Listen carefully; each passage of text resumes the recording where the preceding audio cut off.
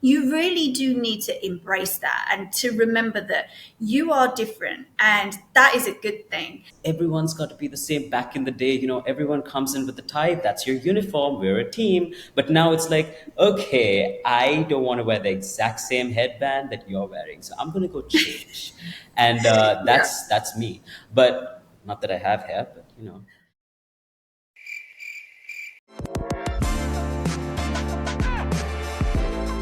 Hello, everybody, and welcome back to the Career Growth Podcast. I'm your host, Kayleigh.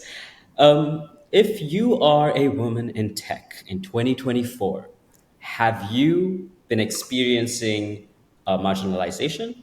Have you felt that your growth in the industry is limited? Do you feel like you don't have mentors who are willing to listen to you and reciprocate when you ask for advice or support?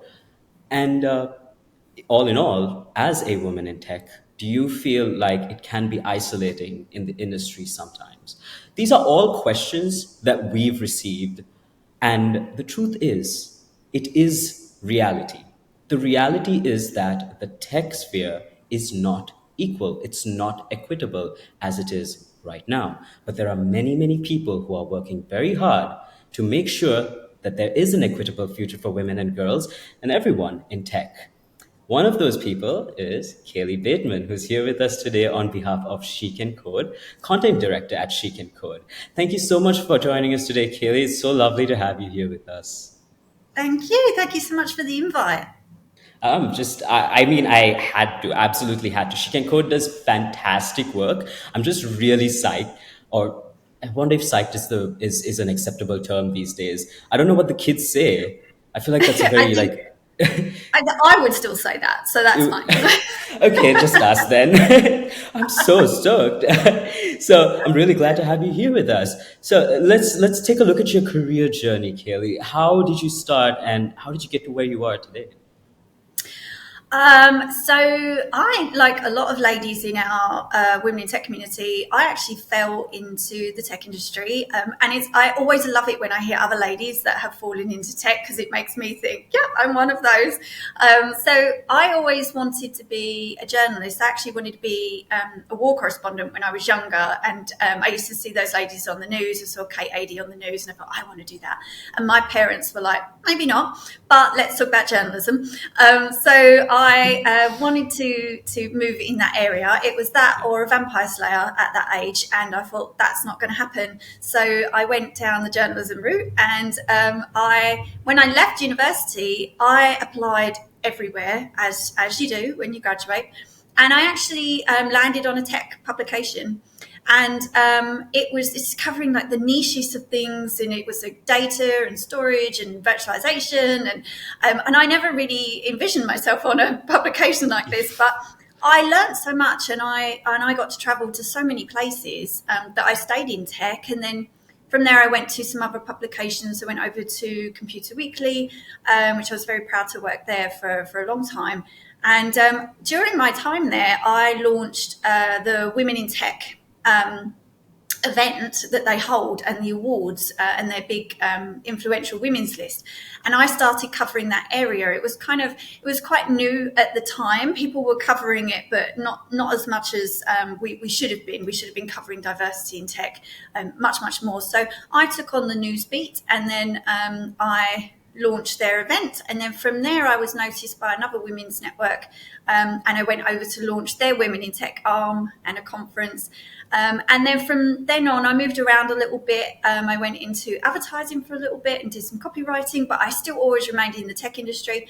And then SheCanCode landed on my doorstep, and here I am today, and it kind of just all aligned with my background, and where they were going, as well as a company, because we were really looking to build from the ground up, have a strong mission, and build a really strong collaborative community. And that was everything that I wanted to be a part of. So that's me. I fell into tech like most ladies.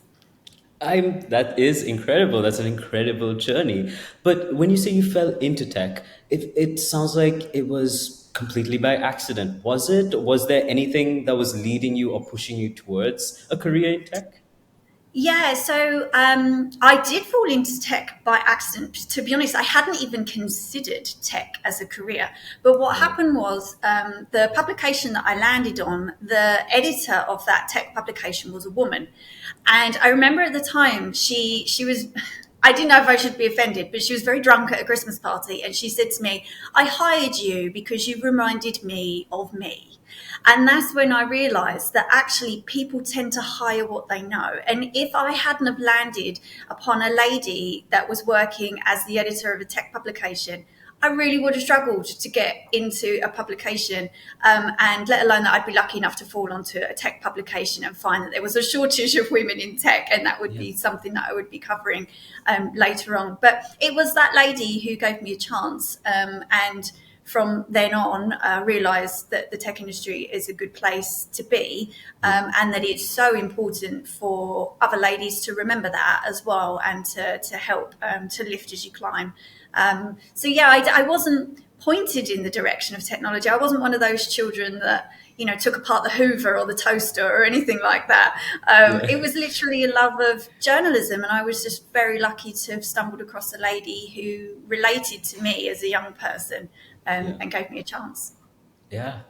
That is, it's really interesting how the stars just align some days. It just happens. You were at the place at the right time, and you had the right person looking out for you at that minute, at that moment. Yes. It's really nice. And you also mentioned how Chic and Code came up right at the right time. I mean, everything aligned, your values, what your goal was, everything did align with Chic and Code as well. So tell us more about Chic and Code. What led to the founding of this network, this community? Yeah, so SheCanCode is a really interesting story, and that is why when it came up, I was just so stoked, as she said, to want to be a part of their mission and their journey. We were actually founded by two guys, Harry and Will, who not the princes, by the way, but they Yep, what a founded. coincidence. just just to clarify, but Harry and Will, they founded a brilliant recruitment company called Campbell North, and during their business, obviously in their line of work in recruitment, they noticed that there needed to be more done to address a significant gender gap in the tech industry. So SheCanCode was born. It is very much a separate part of their business. It is a sister company of ours, but we are not involved in their recruitment business. We have our own team and our own mission. Right. But we started as a blog, and we have now grown into a full-blown collaborative community where women in tech and aspiring professionals, we come together, we support, we learn, we grow, basically because we have the mission that regardless of your gender, everybody deserves equal opportunities to thrive in the world of technology, and that is something that we really do advocate for. From the dawn of us being a blog into now a community, and a community platform, we offer supportive networks, skills development opportunities, new career opportunities also, but also our corporate ambassadors who are dying to hear from our ladies and your listeners, because they're the kind of people, they're the kind of companies they want to diversify their workforce. So we designed all of that to empower our women and to celebrate diversity in tech as a whole. Yeah, that is pretty incredible. And how do people join this network if they want to be a part of this movement? Yeah, so there are a couple of ways now. You can go over to community.shecancode.io and sign up there. And we're also very excited because we just released our app as well. So you can go to the Apple stores, and Google Play and download the SheCanCode community app. From now, we have just launched. I love that there's an app. I love that there's Yes, an app for everything, and now there's an app for Chic and Code as well. So, yep, yes. get the app, Especially when join the it's a community. community. Yeah, and you've got updates, regular updates. Ladies are introducing themselves, posting questions about, I've just joined, I work in this area. To get an update on an app is so much easier. If somebody tags you and says, hey, so and so you work in this area, can you help this lady out? It's so much easier to consume on an app. So we worked really hard to ensure that we could get that released and just make that much easier for our ladies. Yeah, absolutely agreed. So you also mentioned earlier that you did see that there was definitely the need for more diversity in tech way back then. So when you were working with the publication, you already witnessed there was a dearth in diversity. Now, fast forward to the present, and improving inclusivity and accessibility is still an important topic. How do you Yeah. see your peers, your colleagues, everyone at the top? How do you see this topic being approached in the tech sphere today? I think there's been quite a change. I think from when I started, it was very much a. I was always approached as, "Oh, Kayleigh, you're still you're still banging that drum, or you're still trying to do that," and it's a nice to have.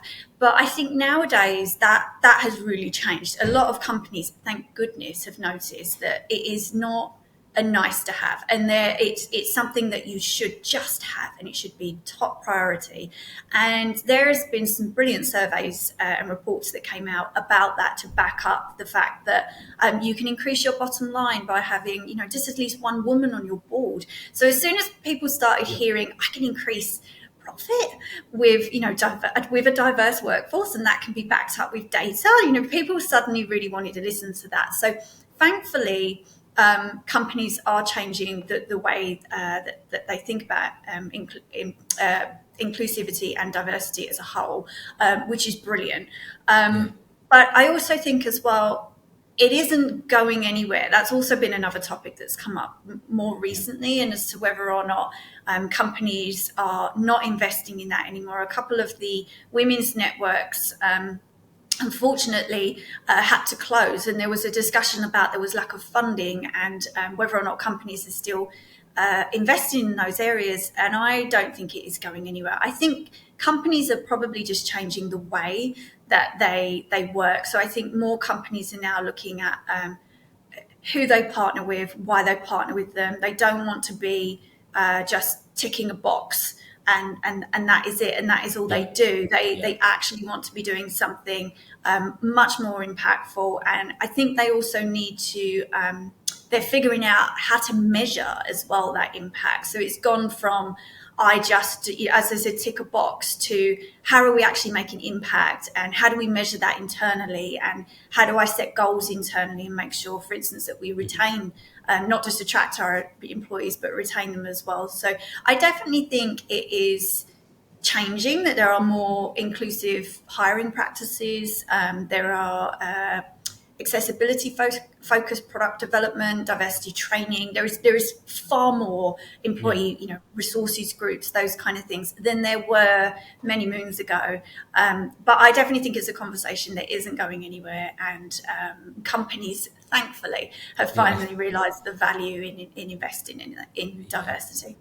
Thankfully, indeed. I mean, we can definitely back that up from our end as well, because for all the interns that we've placed in the tech field, a majority were women and girls. A Yeah. majority of them. The passion is there, the skills, the knowledge, everything is there. They just need the opportunity. And if they get the opportunity, they'll be able to, just prove it to the world. I mean, they don't need to prove things, right? But Yeah. having that opportunity is a great way to do so. And it's a win win situation. We know that for a fact, that it is a win win Yes. situation for both the company and the person.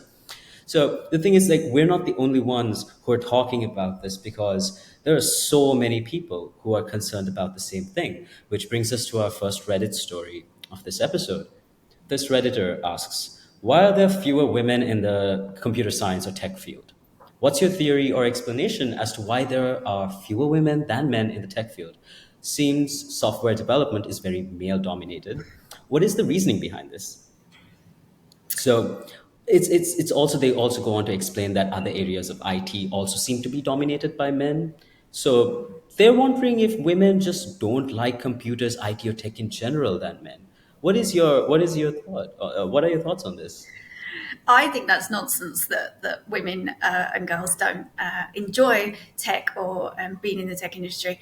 I think a lot of that stems from your experience at school, and where you want to go on to train, how you are treated and invited into those courses, and how you feel whilst you're going through those courses. So, for instance, a lot of girls, they will join, they will take computer science at university, and they will feel it's very male dominated. A lot of our younger ladies in our community have mentioned about when it's working on projects, that can be quite difficult. Yeah. And a lot of them, we had some 4 ladies on our podcast recently at SheCanCode, and they told me that when they studied at university, it was nothing like when they reached the workforce.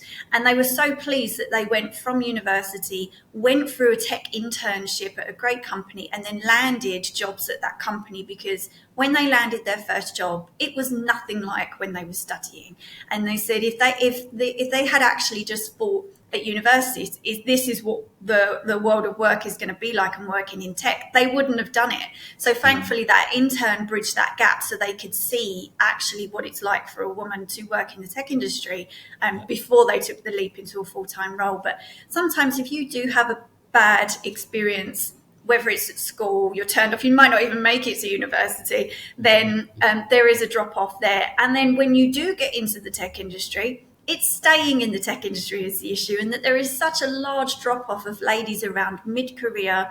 They leave the tech industry and they feel like they can't come back. So they might leave for parental leave, for instance. They might go on mat leave, and then feel like they can't come back in, or there's no returnship for them, or the tech industry has moved so fast they don't know how to come back into the industry again. So there is losing ladies also at mid-level career, whether they make it into the industry or not. So I think it is ridiculous to think that ladies don't enjoy tech.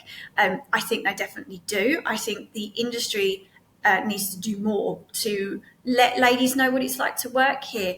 We always say on SheCanCode events that it's like the best kept secrets about tech are things like you get to travel a lot, the wages are good, flexible working, all of these things, like they are just ingrained in the tech industry, and it shouldn't be hidden. We should be, screaming about it, instead of that misconception that working in tech is you with guys working in a basement, none of you talk, none of you communicate, and that is it, and that is your job. So sometimes I think it's the stereotype of ladies don't like working in tech, and these are the reasons why, because it's not a great place to work.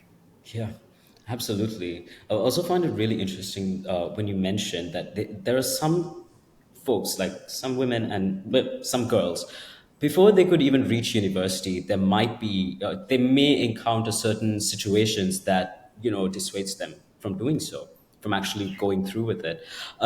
What do you think needs to be done in order to eliminate that roadblock, to ensure that girls who are interested in tech can actually see themselves having a future in this industry? Before they actually reach the tech industry, I think a lot of that is down to a lack of representation, a lack of ladies that they can see doing those roles. And I think, at school, it is a hard one at school, because you don't quite know what you want to do anyway. But if you have that lady that comes in and talks about her role, and how much she loves her career, and that it's perhaps not what you thought it was going to be, it's not.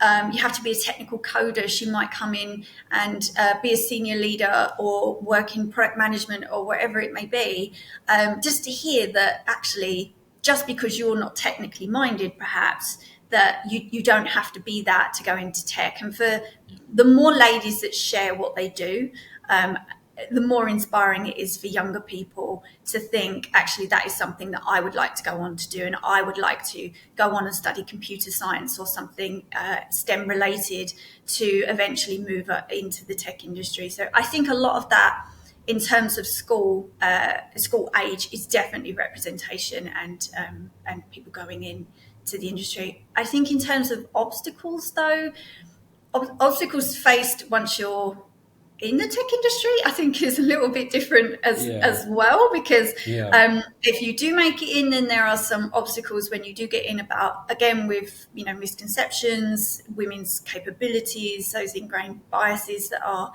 there in some companies. I think that's so important as well, that it's important to call them out when you see them, but also to be really open to feedback as well if you're doing it yourself, because people don't always realize that they are doing that. And I heard two brilliant examples recently of people doing that. So they were these are about two senior ladies in the boardroom, actually. So even if you do make it all the way through the boardroom, you still come up against obstacles. But one lady said to me, she had been mistaken for it. She was the only woman in the boardroom, and every meeting she was asked to take the minutes. And she said nobody pointed out that she was the only one that was being asked to take the minutes. And I actually heard the exact same story from somebody else recently, and I heard it from a male ally. And he said to me, somebody had pointed out to me that if I see that kind of behavior, I should say, has anyone else noticed, so and so should not just be the one that takes the minutes, and we should rotate who is doing this. But he said, I once, that had been pointed out to him, he was like, now whenever I see that, if somebody says that in a meeting, I'm always going to speak up for that lady and say, it's so and so's time at this time. So I think it's calling it out, but also being willing to take on that feedback if somebody says it to Yeah. you as well, and Yeah. not be offended by that. Because there are so many obstacles along the Yeah. way. So whether or not you do make it through education and computer science, all the way through to the boardroom, you're still going to come up against obstacles. Yeah.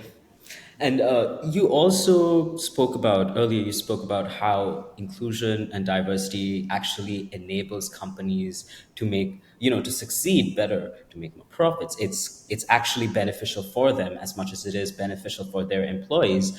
But I've been in the tech field before, and I've always kind of wondered, is talent retention a significant roadblock for tech companies? Because they always seem to approach this topic with talent retention in mind, like, oh, we need to hire more, we need to keep them, we need to do these things for them for this purpose. Is it a major roadblock for tech companies? Yes, I think the two are definitely connected. So I do think talent retention, yeah, is a significant roadblock for Yeah. tech companies. There's high competition. There is a lack of inclusive cultures in a lot of companies, and insufficient career development as well, opportunities. So I think it's crucial that tech businesses maintain and motivate their workforce, definitely. But this is great for the companies that are getting it right as well. Like those companies that are getting it right, that if there is high competition, those that are making an effort to retain their employees, it's gonna really really make a difference. And you can really tell the companies that are doing it, and those that also want to retain their staff, develop their staff, and publicly celebrate their staff as well, and say openly, these are our amazing ladies and they are doing amazing things. And even to be confident enough to say, these are our amazing ladies, we're not worried that you're going to poach them from us, because we're so confident that we're doing a really good job to retain them, Yeah. is so important. More companies should do that. And Yeah. it's it's so interesting nowadays as well as to what young people are looking for when they are looking for a job. Because previously it used to be you're always looking at the salary, and that tends to be the first thing, or where you might be located.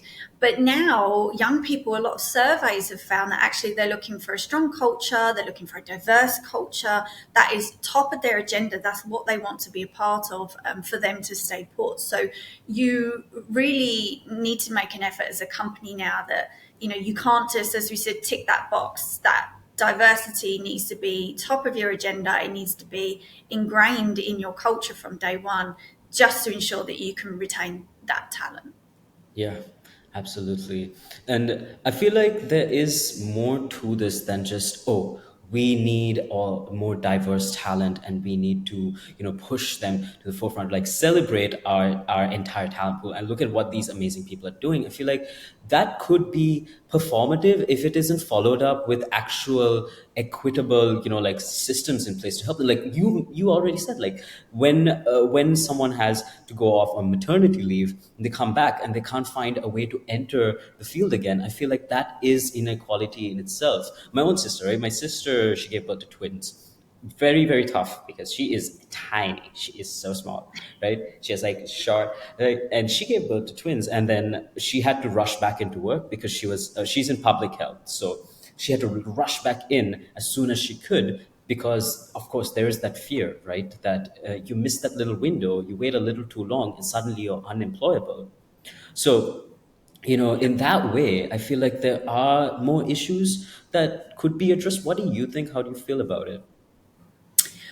With ladies going and leaving the industry, for instance, and then coming back. Just in terms of how tech companies can make things more accessible in a situation like that, in a way where they can ensure equality for both the women as well as everybody else on their team. Yeah, I definitely think there are more that companies can do. I think for ladies, things like flexible working can really help. And not just if you mentioned your sister becoming a parent.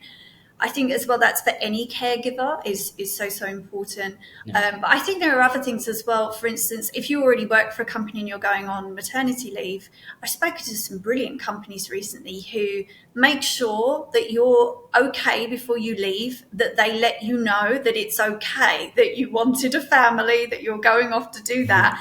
That's And nice. there are some great companies where the CEO will post you a letter to your house to say congratulations, and we look forward to seeing you when you come back. And those touching days, and that's the thing. If it doesn't come from the top down, people are not going to feel comfortable taking time out to start a family or whatever it may be in terms of caregiving. So I definitely think companies can do so much more, because when employees, when they feel valued and included, they are far more likely to stay and contribute to that company's success, especially parents who have come back. And as you said, that they didn't struggle to come back. They've been ramped on again. They might have to take some training courses to get them back to where they are because tech moves so fast. But they've had that opportunity, and they're going to be loyal and they're going to stay. They don't want to move around at that point in their lives. I've actually had some ladies on our podcast, Spilling the Tea, who have got teary over where they work because they love where they work so much. And a few of those ladies have said, you know what, my experience and my day to day, when I open my laptop every day, I just feel so lucky that I work for that company. And a couple of them are corporate ambassadors of ours, and you can tell the difference because if you're working with us as a partner, you're clearly investing in your workforce and in your ladies. And it reflects in the ladies that I talk to who work there, because they get very emotional about how much they love working there. And they have told me as well, when you don't feel like that, they leave. They have left companies previously because they haven't felt valued in their workplace. So companies that are getting it right, definitely, you definitely have to do far more than we say here, just sending one tweet out on International Women's Day, and that's the only Uh-huh. thing. Yes, the Hallmark days, the Hallmark Yeah, content, everyone does that. Yeah, there has to be some action to back up your yeah, words. So, completely agreed. It's really heartwarming hearing these stories because nothing is a bigger green flag than when your most marginalized employees like really like tear up over what you're doing for them, because that yeah, means you're doing something getting it incredibly right. well, incredibly well. So moving on to a company that is not doing incredibly well in our next Reddit story. So this Redditor says, this is just some things that she noticed being a woman in tech. And she goes, that she started in the help desk and says, I am a newer system engineer. I am in the defense sector. And I'm very curious as to whether you find as a woman you are degraded on the job or taught less. I'm still learning, yes, but I'm often talked to in ways I'm aware should not be a thing. Does being in tech as a woman get easier? Does it vary from the work environment? You find that we do better as a project manager rather than on a cyber defense side when it comes to treatment and workplace learning. Now, of course, this is very, very role specific, but I feel like there is more to dissect there aside from the role itself. What are your thoughts on this? I don't think ladies do better in any role other than the one that they want to be in and the one that they think they are good at. And I think they should always go for that first. However, I have spoken to many project managers who are females, and they say, I wish somebody had told me about this role when I was going into tech, because a lot of ladies go into project manager roles because they didn't realize that the skills that they bring with them are lots of wonderful soft skills that they've picked up from other roles that they've been in. And by the time they reach project management, they are good communicators, they're very organized, they have to report back to the board, they have to be able to do that eloquently. And lots of ladies I spoke to have said, I wish I knew this job existed, because it's not one of those jobs that you hear about. You don't hear a lot of project managers going into schools and giving inspirational talks, but lots of people move into that role and really do love that role. But as I said, I think, does it get easier as you go? Oh gosh, that is that is a loaded question.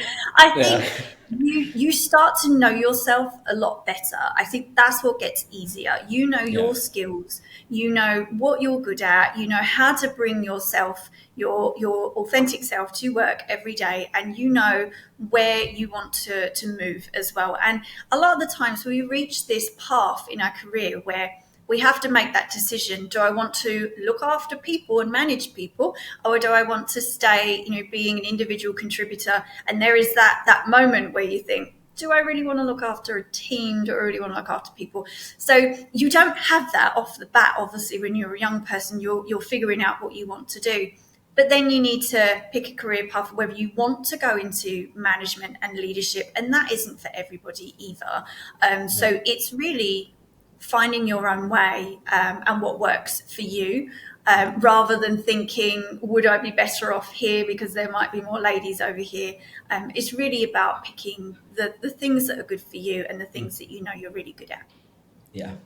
It's like I feel like a lot of us actually end up in our careers based on our circumstances rather than like strategic efforts Yes. where to land the role. A lot of the times it's just the environment what we know, what we're knowledgeable about, and our personal experiences, the soft skills, the hard skills we happen to have, a combination of these things. But the real question that I have is that regardless of our circumstances, what can be done to, kind of improve the general public's knowledge about these diverse roles that exist beyond the typical ones that you hear about, the ones that give the TED Talks, they, go to schools and they provide like inspirational speeches. What can we do to like improve the general knowledge? Because, of course, like you said, project manager, not a well-known or understood role for high schoolers, but super, super important in the workplace.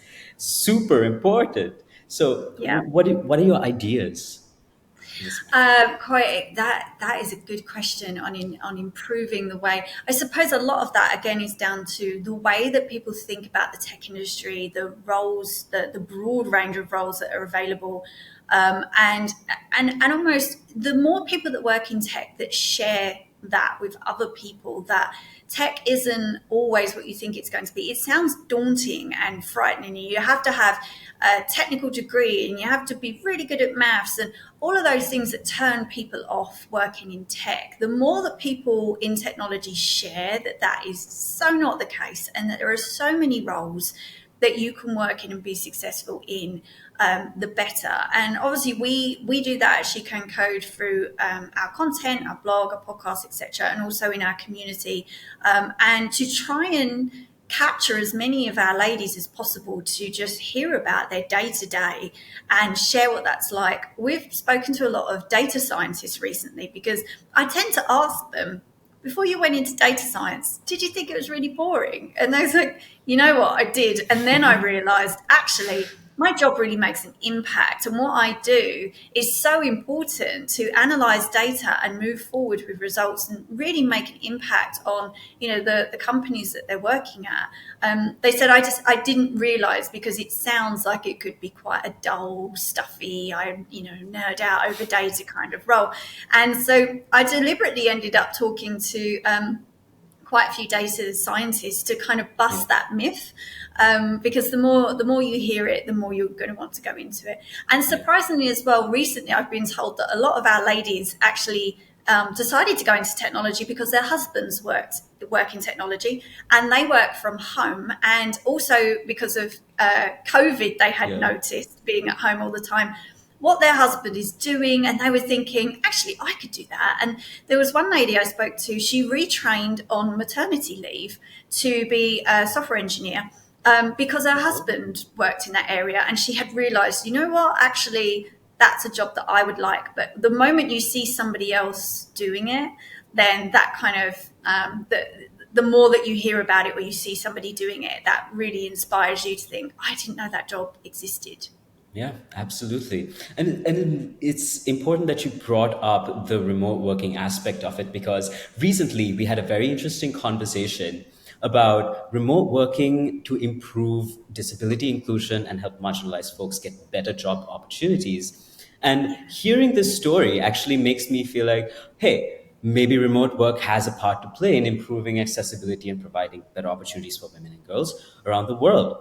What do you think about this model? Do you think that it is something sustainable? Do you think that it is something that can be effective in improving these access to good job opportunities, particularly in tech, I'm guessing? Like, Definitely, yes. I think it will stick around, and it has been crucial in improving accessibility. It offers, flexibility for caregivers, reduces those geographical barriers as well. You don't, eliminates commute barriers for people, and also it gives you the opportunity as well to participate in global projects and things that you wouldn't have been able to do before, perhaps even within your own business as well. And the opportunities that can open up for women and girls. Just, obviously the most obvious with a work-life balance, yeah, can really help there, as you said, whether that is being a parent or other important areas of your life that you're a caregiver for. There are just so many reasons as to why these things are now far more attractive for recruiting, but also for retaining a more diverse workforce, because people they want that flexibility, and they want to know that they are heard and valued. yeah, I agree. And I feel like to be heard and valued is a very, very human need. And it's not just one group of people who feel that way. It's really important to address that. That kind of a need is pretty widespread across humanity. But you also mentioned that the one thing that scares people off from pursuing a career in tech is that they think it's quite complicated. Oh, you need to get a degree, you need to do all these things, you need to train in this. I want to know now. You did shift from one career, one very like journalism. As a former journalist myself, right? Journalism to tech is a bit of a leap, but currently you're a content director and you're working in the tech sphere yourself. So did you have to take on any qualifications, certifications to improve your knowledge on it, and how did you do it? No, I didn't actually. I just, Amazing. Mhm. in journalism, because I had the pleasure of interviewing everybody about the tech industry, and this was such an advantage for me, because I got to pick everybody's brains about working in tech, what it's like to work in tech, and they wanted to talk to me and share their stories. So that was a real advantage to me. But it it was quite daunting at first, I must admit. And there is that worry, because I remember as a young reporter, I covered very in-depth stories about technology that I didn't even know existed until I landed in that role. And thankfully, when you're a journalist, people, they want you to understand what they're launching, what they're doing, and Yeah. they're so willing to talk to you about it because you're there to give them the press. So that was great for me. It meant that I had lots of diagrams that were drawn for me on how cloud computing works and when that They was take the new. extra steps to explain it to you as well because they're like, okay, clearly you know nothing, so let me just, and then I just get like the Exactly. full break, all the information, just the whole thing. That's it. Something drawn on the back of a napkin, over lunch, kind of thing. And that was so helpful. So I got to soak up a lot of that knowledge like a sponge as I was covering that. I think though, if I hadn't have been in an environment like that, it is so fast paced, especially news. Yeah. We're covering things because they're new, so I have to keep up with lots of new things. And for people to keep up with that can be very daunting, for new people coming into the industry. And I think a lot of that though is just thinking that a lot of people are feeling the same way that you're feeling, and that the tech industry moves so fast that I've spoken to ladies recently who they work in artificial intelligence, and they didn't even study that at university, but they said it moves so fast that I have found myself in this new world where I now continually keep up with a subject that I didn't even study at school. And that is okay because there are just new things that keep being released. And as long as you can keep up to date. A lot of our ladies use our community to find resources to keep up to date, on whatever area it is that they work in. Then you can stay ahead of the curve. And if you are at a good company that allows you time out for learning and development as well, that can really help. But I think you are right though.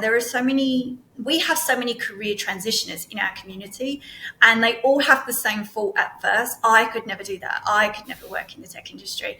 And I found myself transitioning into tech without any computer science qualifications and learn as I went. And the lady who saw her husband, the software developer, when she was on maternity leave and she saw her husband doing that, she retrained, she looked up courses that she wanted to do, and she's now a engineer at M&S. So she knows, if you want to go into that area and you want to change something about how you work, where you work. She needed flexibility because she'd become a mum and she was previously a teacher. She said, as a teacher, I have to be present. I have to be at school. She said, and I couldn't do that with a family. So she wanted to work remotely. And so she retrained. And yeah, she did. She obviously did really well and landed a great job, but I think it can be so daunting for people to think I have to have that technical degree to do it, which is such a myth going into the tech industry. Yeah. That is really really interesting to hear because when I was younger, I was definitely like I was definitely a bit repulsed by the idea of having to do a lot of studying to get into tech. As initially I was like very very interested in the tech field, and then I learned there's too much to learn. Yeah. And I was just like, I'm too stressed out already. I'm going to sit down and then pretend I did not hear that. But I'm pretty sure that there are people who are, because like you need to have a bit of that drive as well. I feel like keeping up with an entirely new field, it's not like a field that you've grown up with, that you have Yeah. some foundational knowledge in, like keep up with stuff in a fast moving field that you've just been introduced to in your adult life. Very difficult to do, and I guess that can be pretty overwhelming looking at it from the outside.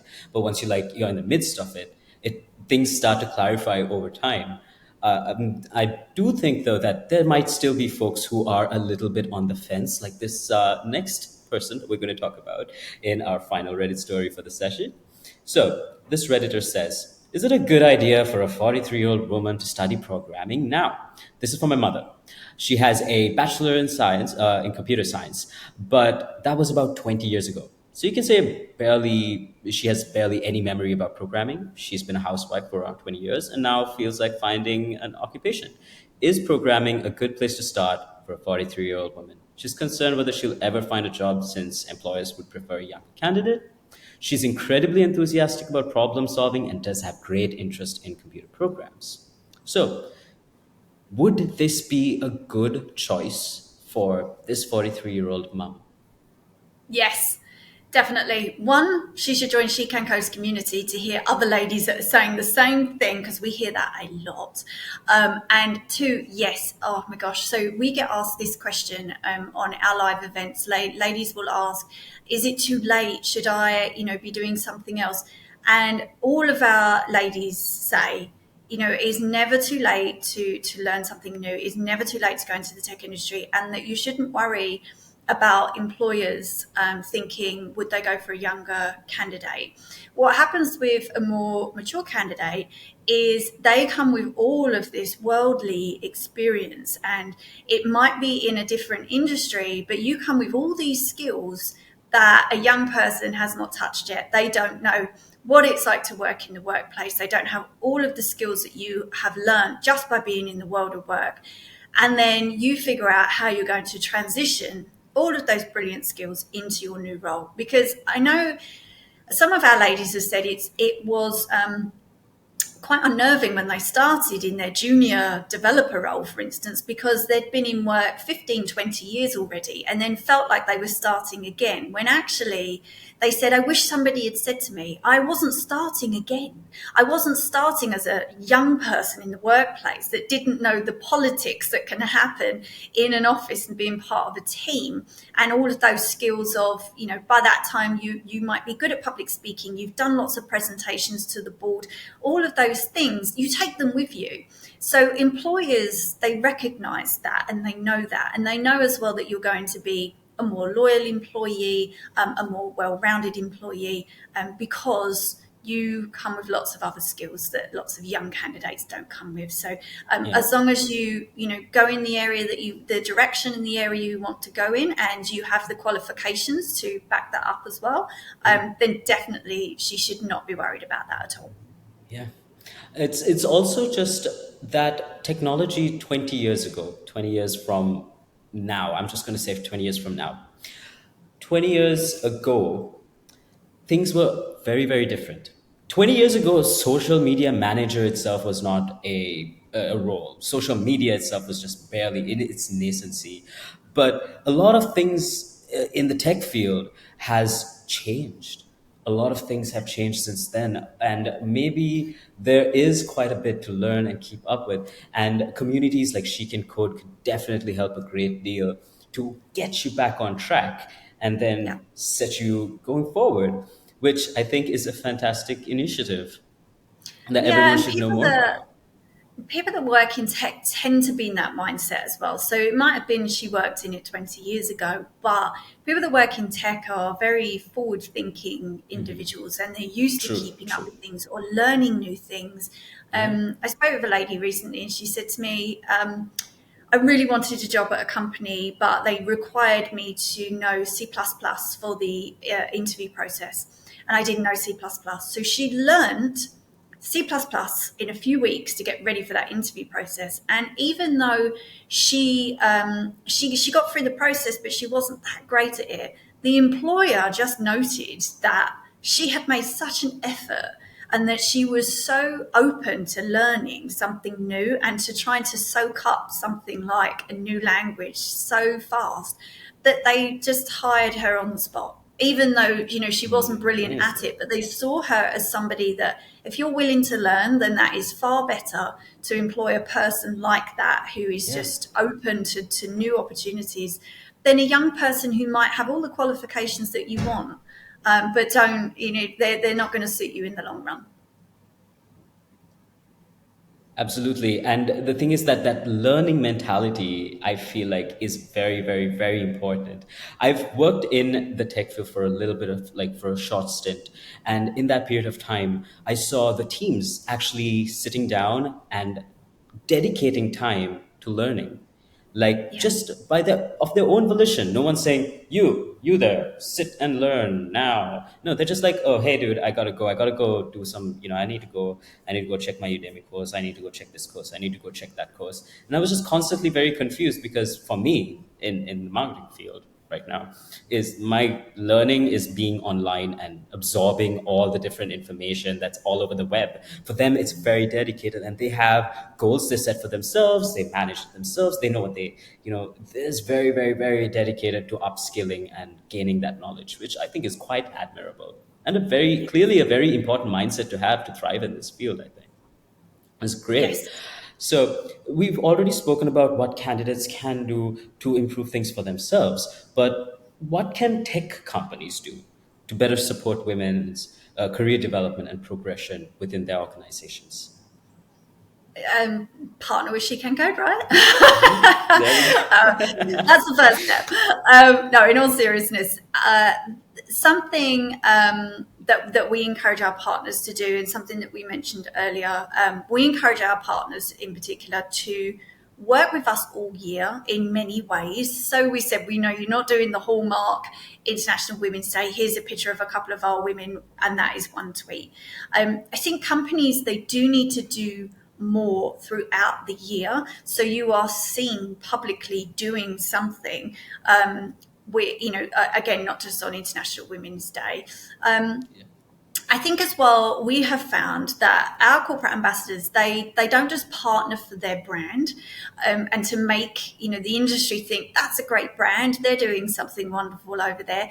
They also partner to ensure, not just with us, with other partners and communities that they're working with as well. We tend to be in a mix of other wonderful communities, but they make sure that they partner for their ladies. They have their ladies in mind, and they want to make sure that they're offering things like mentoring opportunities and career development programs, and opportunities. We mentioned shining a light on your women and how great they are. For instance, we have an awards program for that reason. Highlight your ladies, and partner with lots of a full range as well of networks and communities that can really help you do that. But always partner with your ladies in mind first, and finding opportunities for them, and then communicating that to them, that you are so important to us, that we want to retain you as part of our workforce because you are valued, and these are all the things that we're doing for you. And internally as well, companies can do things like looking to implement more training leadership, for instance, or flexible working arrangements. We've spoken about more inclusive policies throughout the company. So there are a full range of things that companies can be doing, whether that's externally or internally. But again, it comes back to companies stepping up and realizing it is such an important topic, and if they do want to attract and retain women in the workplace, then it really needs to be top of their agenda. Yeah, absolutely agreed completely.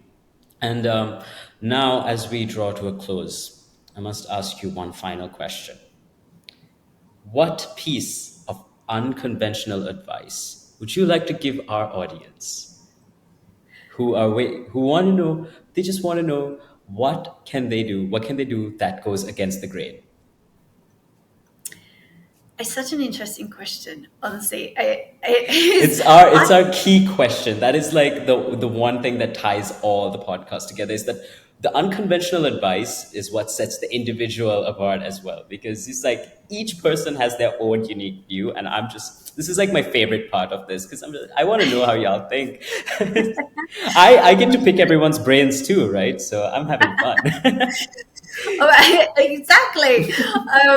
My unconventional advice. So I think there are a few things that I just wish that I had been told when I was younger, because I think that it's so important to embrace your unique perspective and your experiences, and that is all about, that feeds into a diverse workforce, having those different perspectives. But you really do need to embrace that, and to remember that you are different, and that is a good thing. And even if it doesn't fit with the traditional mold of what people expect, that is okay, and you should embrace that, because that is why they hired you. So I think sometimes just don't be afraid to challenge the status quo. Bring your whole self to work all the time, and that not every workplace is not suited for you. That as well, like, you have to find your place and your people and how that works for you. And when I was younger, I think I was very worried about being, quiet, and I was being pushed. In fact, you should be that public speaker, and you should be this and that. And at that point in Yeah. time, I probably wasn't ready for Yeah. that. I wanted to step into that role when I was ready. So I wish somebody had told me that, confidence is silent, and sometimes insecurities can be loud, and it's okay if you're quiet. That's okay. You're going to step into your role in time, and you're going to step up when those opportunities come up for you throughout your career. But I think finding a way to keep showing up every day, keep being your authentic self, no matter what, finding your way bit by bit, not doing anything that anyone else is trying to push you into, finding your own way, even if that is done with good intentions. But you just need to discover who you are. And sometimes that means going against the grain, as you said. Yeah, I love that. Honestly, I do.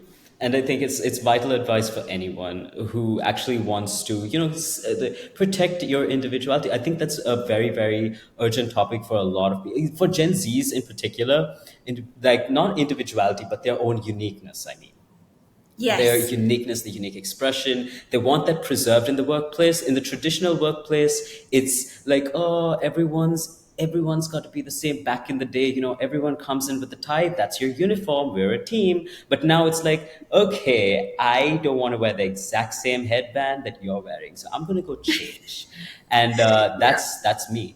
But not that I have hair, but um, so as a Gen Z myself, I feel like protecting your uniqueness is also like super, super Yes. important, and bringing that flavor to your Yes, and role. especially when you move into leadership, that is Yeah. so, so important, when you have to step into your own, and a team behind you has to trust you, and they have to trust that you are yourself, you're authentic.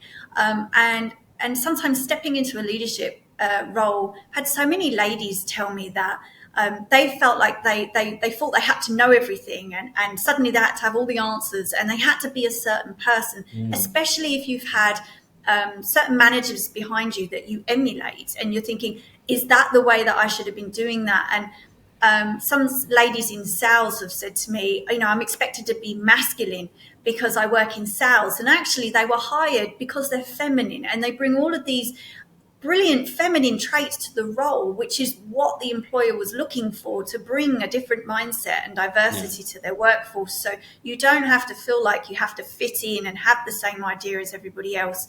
But that is why they hired you. And I think a lot of our ladies, especially in leadership, have said, just sitting back sometimes and thinking, I was hired for a reason, and I'm going to lean into that. Yeah. I think a lot of people needed to hear that, genuinely. I do think so, because like from what I've heard, it's so sort of like, oh, I feel this pressure to just blend in and become like a team, like the team. And I have to ask them, but you bring something unique to the table as well. And you need Yes. to protect that. You need to protect that. And you can still be a part of that team, a working, functioning part of that team, while still being uniquely you. And I think it's wonderful advice. Thank you so much, Kayleigh. It has been such a great conversation. It's very enlightening. Thank you. Yeah. I have loved it. Thank you so much Yeah. for making this so easy and so much fun. I have absolutely loved coming on here. So thank you so much for the Oh, invite. that's It's been a so nice pleasure. to hear. It is genuine. Every time, it's just so nice to hear. Uh, it's been a lovely conversation. Everyone who's interested, please go check out SheCanCode. Is SheCanCode only for women? No, no, we are not just for women. We are a female community, but we do have lots of male allies as well. And so, no, it is not just for females. And make sure you come along. We have SheCanCode.io, which is our main blog, and we have community.shecancode.io, which is our community. So you can hop along to the main blog and sign up there, or vice versa. So either way, we would love to see you. Yeah. And that is the end of our show for the day. Please do go check us out at capital-placement.com. We've got tons of free resources on our site to help you grow your career. And of course, go listen to our podcast on YouTube, Spotify, and Apple Podcasts, and send us